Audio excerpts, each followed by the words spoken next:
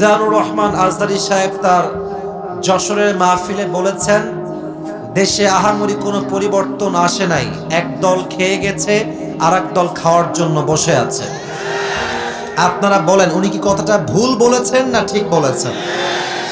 আপনারা বাঘের মতো আমাকে উত্তর দিবেন আওয়াজ করে। প্রিয় কলিজার টুকরা রংপুরের ভাইয়ারা, আজহারী সাহেব কি কোনো দলের নাম উল্লেখ করেছিলেন? এই যে আস্তে কথা বললেন, কোন দলের নাম বলেছেন? কোন ব্যক্তির নাম মেনশন করেছেন? উনি জাস্ট বলেছেন এক দল খেয়ে গেছে আর এক দল খাওয়ার জন্য বসে আছে, এতেই কিছু লোকের গায়ে আগুন ধরে গেছে। আমরা কোনো দলের নাম উল্লেখ করি না। আচ্ছা, মনে করেন যে আজহারী সাহেব কোন দলের নাম উল্লেখ করেই ফেলেছেন, কোন দলের নাম এক্স্যাক্টলি মেনশন করেছেন, তো আমাদের কি জনগণ হিসেবে বাক স্বাধীনতা নেই? বলেন সবাই, আছে না নাই? যদি আমাদের বাক স্বাধীনতা কেউ কাটতে চায়, তাদেরকে আওয়ামী লীগের ইতিহাস মনে রাখতে হবে। যুবক ভাইরা আমার, তো আমি দেখলাম একজন নেতা, তার নামটা আমি জাস্ট বলেই ফেলছি, ছোট্ট নাম বলছি, দুদু সাহেব। উনি বললেন কোথাকার কোন আজহারি মাঝহারি মিয়া, আজহারি কি মাঝহারি? এটা কি আপনাদের সস্তা মনে হয়? আজহারি এটা হচ্ছে বাংলাদেশের ব্র্যান্ডের নাম। যুবক ভাইরা আমার, আচ্ছা আপনি বলেন, এই যে একজন নেতা, দলের নেতা একজন আলেমকে বলছে আজহারি মাঝহারি কোথাকার কে, এটাই প্রমাণ যে সে মানুষটা শিক্ষিত হতে পারে না। একজন শিক্ষিত মানুষ আলেমকে কথা বলবে পরিপূর্ণ শ্রদ্ধার সাথে, সম্মানের সাথে। রংপুরের ভাইরা আমার, আচ্ছা আপনি আমাকে বুঝায় বলেন, মনে করেন যে আজহারী সাহেব কোনো একটা কথা ভুলই বলেছেন, আমরা কারো অন্ধভক্ত নই, আমরা অন্ধভক্ত নই। ভুল হলে ভুল, ঠিক আছে, আপনি দ্বিমত পোষণ করবেন, এটার তো একটা আদব আছে, এটা সম্মান আছে। আপনি বলবেন যে আমাদের সকলের প্রিয় মিজানুর রহমান আজহারী সাহেব কথা বলেছেন, আমার মনে হয় ব্যাপারটা এরকম না হয়, এরকম হলে আরো ভালো হতো। আপনি রেসপেক্ট দিয়ে বলেন। আপনি যখন আজহারীকে মাঝহারি বলে গালি দেন, কলিজার টুকরা যুবকদের রক্তক্ষরণ শুরু হয়ে যায়। যুবক ভাই, তবে হ্যাঁ, একজন বললেন যে আজহারী সাহেবকে, আসেন আপনি রাজনীতির নাম লেখান, আপনি রাজনীতি করেন, আপনি ওই দলে যান, সেই দলে যান। যশোরের মাহফিল আপনার ইউটিউবে আজকে সার্চ দিবেন, জুম করবেন যশোরের মাহফিলটা, ড্রোন ফুটেজ বা পেছনের ফুটেজ দেখবেন, যত মাহফিলে অডিয়েন্স এসেছে 95 যুবক ভাইরা সেই মাহফিলে এসেছিল। সবাই কি জামাত ইসলাম? তারা সবাই কি শিবির নাকি? তারা মিয়া, ঘোল খাওয়াই লাভ নাই, এসব ঘোল আর বাংলার মানুষ খাবে না। যুবক ভাই, জামাত ইসলাম নয়, বিএনপির লোকরাও আজহারীকে কলিজা থেকে ভালোবাসে। যুবক ভাইরা, ওই যে যশোরের মাহফিল, আওয়ামী লীগও ছিল, বিএনপিও ছিল, যুবকও ছিল, মায়েরাও ছিল, বোনেরাও ছিল। অতএব আমাদের ভালোবাসা দলের জন্য নয়, জামাতের জন্য নয়, কোনো ব্যক্তির জন্য নয়। আমাদের ভালোবাসা একমাত্র কোরআনের ভালোবাসা, একমাত্র আল্লাহর জন্য ভালোবাসা। এটা আচ্ছা, যেই দলগুলো এভাবে আজহারীকে কটাক্ষ করছেন, এই যে 20 লাখ মানুষের সামনে কটাক্ষ করলেন, ওখানে কি সবাই আজহারীর ভক্ত না? তো আপনি যে গালিটা দিলেন, যার বুকে আপনি আঘাত দিলেন, আচ্ছা ভাবেন যে আজহারী সাহেবকে আমি ভালোবাসি, কথার কথা, তো আমার ভালোবাসার মানুষকে যে গালি দিবে, আমি কি তাকে আর ভোট দিব নাকি? কথা বলেন, ভোট দিব নাকি? আপনি আমাকে সম্মান করবেন, আমার ভালোবাসার মানুষকে সম্মান করবেন, আপনাকে আমি স্যালুট জানাবো। যুবক ভাই, আছে কিনা বলেন? মেহেরবানি করে দলাদলি করবেন না। স্বৈরাচার বিদায় নিয়েছে, ওই চ্যাপ্টার ক্লোজ। আগামীর দেশ হবে ইসলামের বাংলাদেশ, কোরআনের বাংলাদেশ। কেউ যদি রুখে দিতে চান, মনে রাখবেন ইসলামকে যারাই রুখতে এসেছে, কেউ রুখতে পারে নাই, তারা মাটির নিচে মিশে ধূলিসাৎ হয়ে মেচাকার হয়ে গিয়েছে।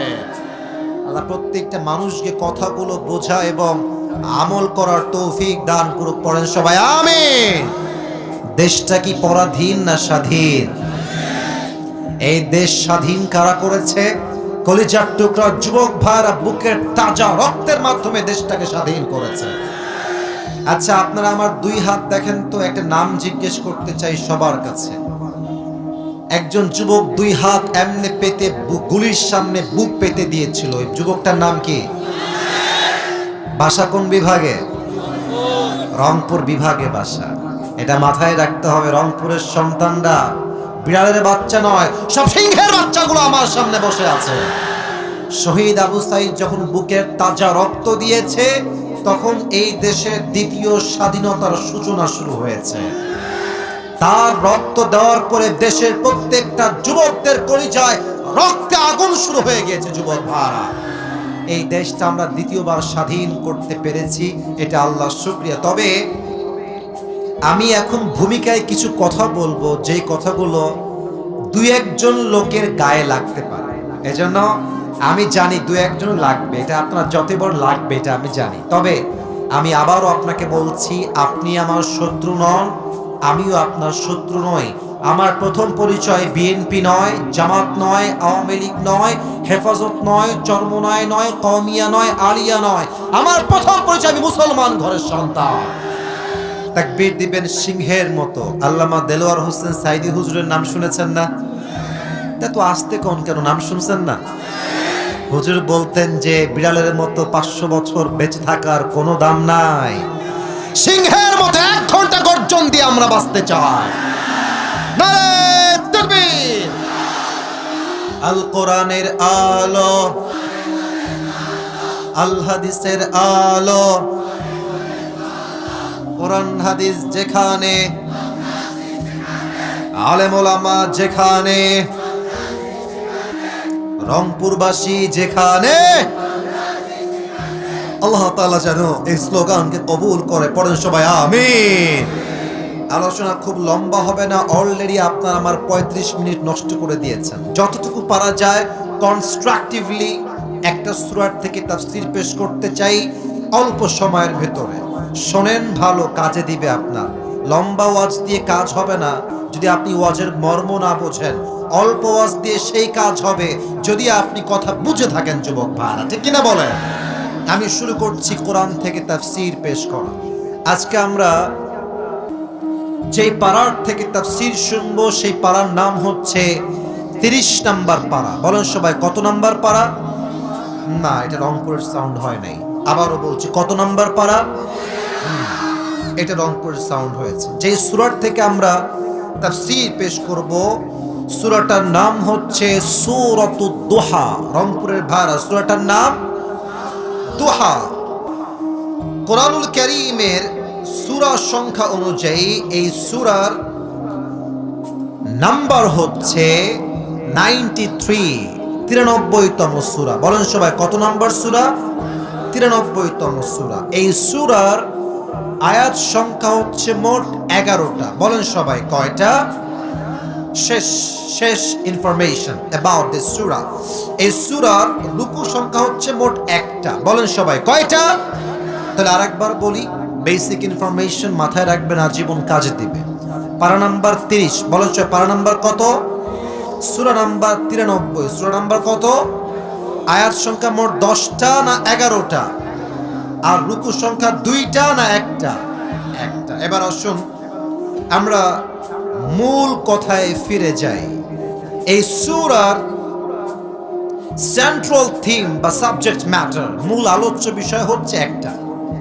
সেটা আমি এক বাক্যে বলছি। মূল মেসেজ হচ্ছে একটা, never lose hope and never be frustrated. যত যাই হয়ে যাক, যত কষ্ট আসুক, হতাশ হওয়া যাবে না। ভরসা রাখতে হবে এক সত্তার উপরে। তিনি কে?